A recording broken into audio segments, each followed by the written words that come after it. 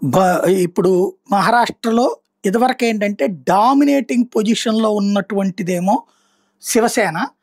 Bharatiya Janata party sub party కింద ఉండేది. తర్వాతన రకరకాల ముక్కలు చెక్కలయ్యి శివసేన ఎళ్లి కాంగ్రెస్‌తో జట్టు కట్టడం. కాంగ్రెస్సును ఎన్‌సీపీలో ఉన్నటువంటి ఎన్‌సీపీ ముక్క చెక్కలై ఇటు పక్కకి బీజేపీ వైపుకి రావడం. అటు శివసేన ముక్క చెక్కలై బీజేపీ వైపుకి రావడంతో ఇప్పుడు మిత్రపక్షాలలో డామినేషన్ రోల్ బీజేపీదయింది.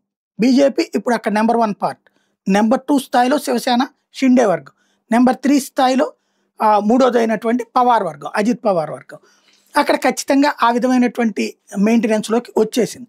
ఇప్పుడు అక్కడ జరిగినటువంటి పనేంటయ్యా అంటే బొంబాయి మున్సిపల్ కార్పొరేషన్‌కి సంబంధించినటువంటి ఎన్నికలు జరగబోతున్నాయి. ఇదివరకు అక్కడ బీఎంసీలో వచ్చేటప్పటికి శివసేన డామినేట్ చేసేది.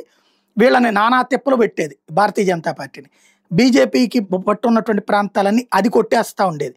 ఇప్పుడు బీఎంసీ ఎలక్షన్ సంబంధించి ఎదురవుతున్నటువంటి సవాళ్ళని అమిత్ షా వెళ్ళాక పరిష్కారమైంది. సీట్ షేరింగ్ ఫైనలైజ్ అయిపోయింది. బీజేపీ 155 కార్పొరేటర్ స్థానాల్లో పోటీ చేయబోతోంది. శివసేన, షిండే వర్గం 60 స్థానాల్లో పోటీ చేయబోతోంది.